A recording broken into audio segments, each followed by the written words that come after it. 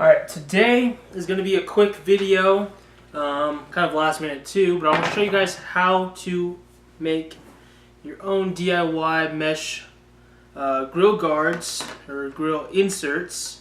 Very popular, very cheap mod. You can get some metal gutter guard off of Home Depot for like $5, $10, and you just cut it out yourself.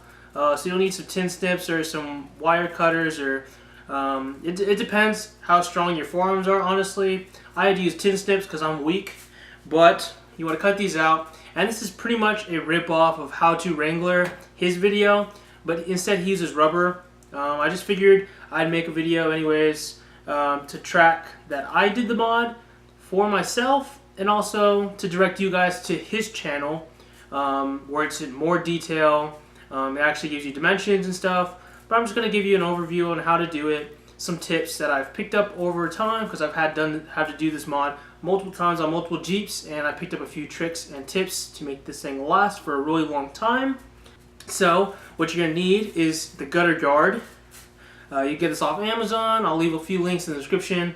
Home Depot, like I said. You're going to need some of these zip tie anchors, and where you can get these from, I think you can get them from Walmart, but I ordered this thing. It was like a pack of like 200 or 500 or something like that from Amazon, and they kind of look like this, and what it does is you can glue it to a surface, and then you can run a zip tie and you can fasten things to this, and they call these zip tie anchor points, I believe. So a link in the description below will be to some of these. I suggest getting black for these, just to blend everything in, or whatever color you're, they come in white and black, so whatever. Crazy glue, use your super glue of preferred choice, but I'm just going to use crazy glue. This thing I ran into at Walmart, and make sure it bonds plastic and metal, or plastic and rubber, depending on whatever your gutter guard's made out of. I'm using metal, so this should work just fine. Perfect. You're going to need some paper towels and some alcohol to clean the surfaces of the inside of the grill. Over time you get a whole bunch of dirt in here, so you want to clean that out so the adhesive and the glue and stuff will stick to that really well and will last even longer. So get some alcohol, prep pads, or whatever it may be, water and soap. It should just be fine. And you're going to need some zip ties. Now I got some 4-inch assorted zip ties. They're super small ones. I just think it's really easy if you use the smaller ones. They're easy to cut, they're easy to maneuver, rather than those really long, really thick, heavy-duty ones. And these aren't load-bearing, so you really don't need super heavy-duty zip ties. These 4-inch super cheapo Walmart ones should work just fine. And of course, I got them in clear or translucent and black. I like to use the black ones just in case, you know, some of the zip tie you can see it through, or if it breaks you won't see it, blah blah blah blah blah. The black ones just look more sleek and more stylish to me. I like the stealth look. So without further ado, also you're going to need your Jeep Wrangler grill. I have a bunch of videos showing how to take this thing off, and I take this thing off every single time I do a video on the engine bay and stuff like that, so I'm not going to bother recording it. But there's 6 push pins along the top, and then you snap it out of place, and then you take out your turn signal harnesses. So super simple. You can look this up on the internet, on the forums, whatever you want to do. But I've already cleaned this off, so I got some soap and water, cleaned it off, and then I wiped down the surface with alcohol. And now I want to set down my zip tie anchors, and then I'm gonna put these mesh grill guards down, and then I'm going to trim the zip ties, and then it should be done. This could be something you can do maybe an hour, hour and a half, depending on how quickly you work and how neat you want it to turn out. So without further ado, let's go ahead and jump right into it. So I figured out the best way to do this and how many you need.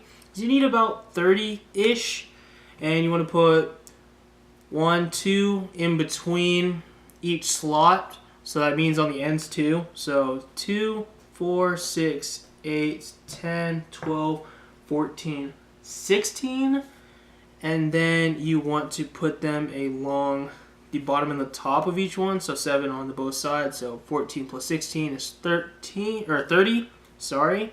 So again, you want to have 2 in between each slot and the ends, and then you want to have 1 kind of on the bottom. Along the bottom here, there's these 4 or 5 posts that actually attach to the bottom support of your engine bay of your Jeep, and you kind of put one right here, the one in between. You know, kind of just put it wherever is where you feel comfortable to. And also along the top, there's a lot of open space along the top, and you just put 7 across the top. And what that does is it kind of, these in between kind of keep it folded like sideways. This sideways, the 2 sides right here, the 2 sides, and then the ones at the top kind of bring it to close over here, so you don't have any gaps. Yeah, it just makes it more visually appealing. If you don't really care about that, you just want something kind of as a screen, you can just put I guess 7 across the middle or something. But I've seen a bunch of different ways, but this is the way that I do it every time. Whenever my friends bring their Jeeps to my house, I do it like this. And yeah, so I'm going to go ahead and get right into it and start gluing them down. I like to take the adhesive, so this is one without the adhesive, and I'll pull out a new one so you guys can see. These come with adhesive, and the adhesive kind of sucks.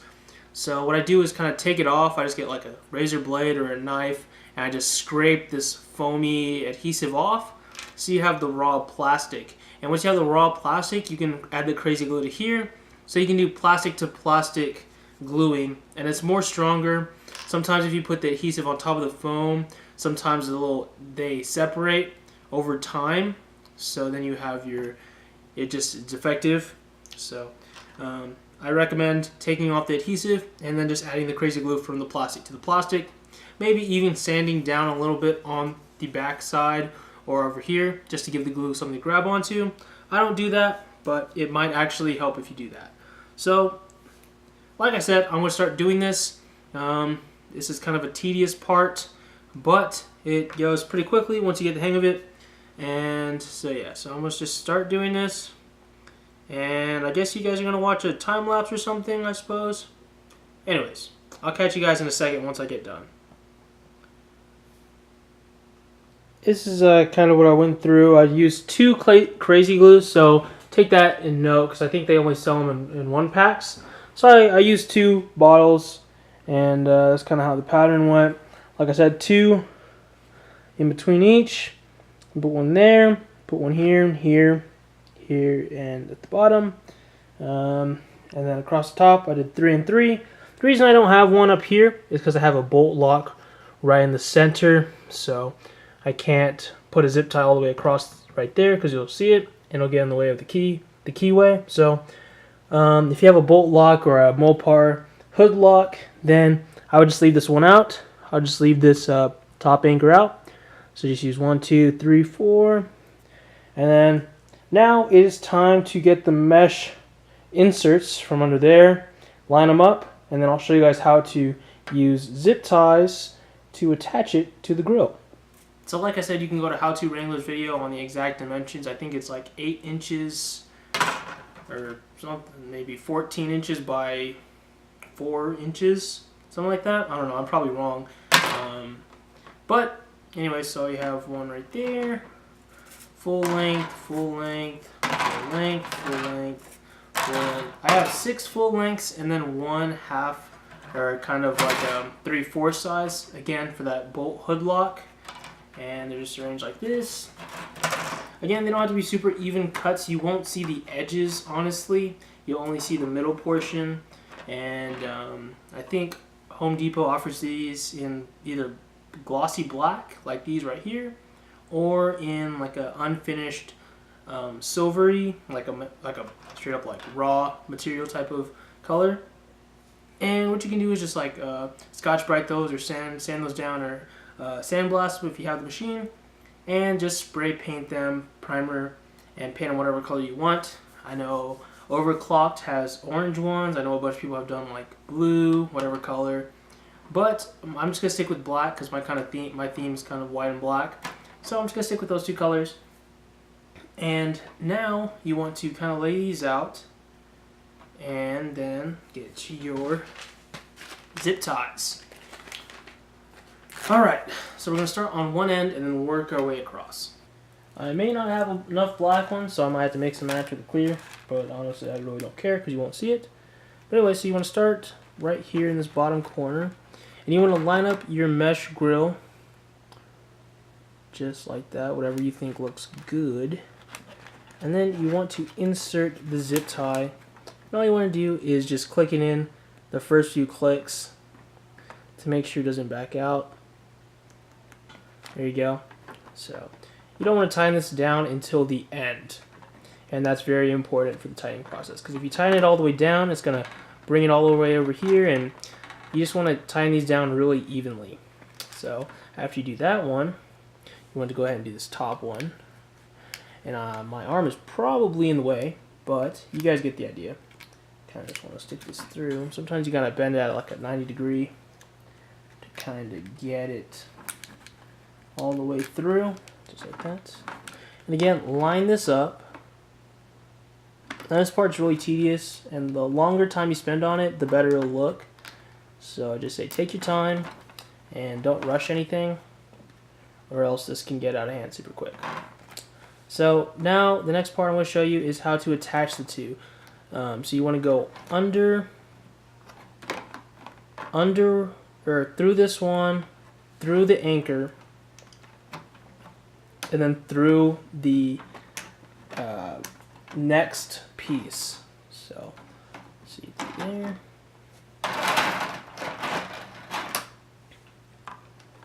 And then through the next piece. Let's see. Oh, looks good right there. So again, just close it off. Just like that. And then we're going to keep doing that for the sides, and then after that we're going to do the top and the bottoms. So I did the bottom and the top and the sides so far, and I want to give you a little tip. So you want to insert the zip tie with the head facing you first. That way, when you tighten it,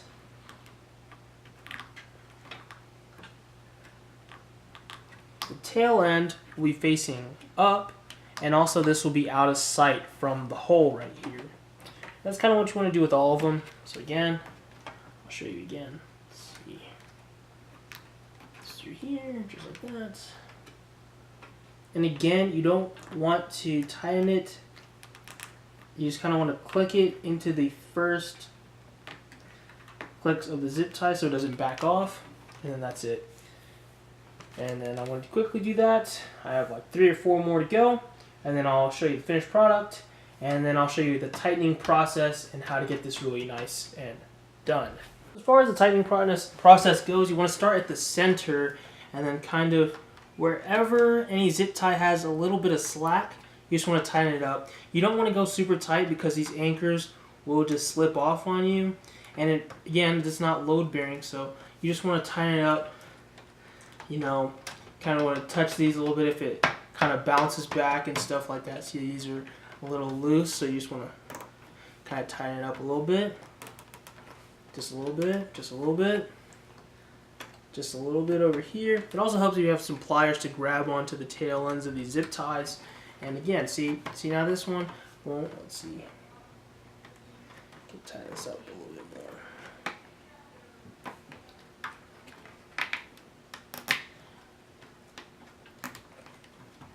So just like that, all that vibration kind of goes away. And then you kind of, once you do the sides, you want to do the top and the bottoms. So you just kind of grab and just tighten up all the looseness.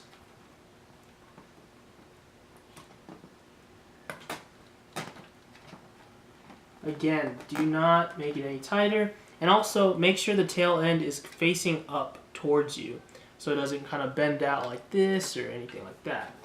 We're going to trim these off in a second once we're done with the tightening process. But let me go ahead and get to tightening all these down, and then I'll catch up back with you guys when it's time to trim the tail ends. So now this is really simple. All you want to do is get your flush cuts or your pliers or whatever, and just cut the tail ends. Watch your eyes because I've had a bunch of these plastic pieces fly straight into my eyeballs and that hurts a lot.